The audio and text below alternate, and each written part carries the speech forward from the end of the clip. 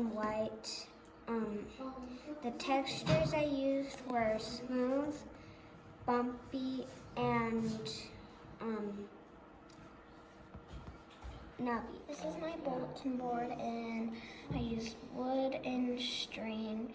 The string is soft and the wood is smooth, and the colors I use black and blue. I use black, yellow, blue, red, and white, and green. And the textures that I used is bumpy and smooth. Hi, my name is Clayton.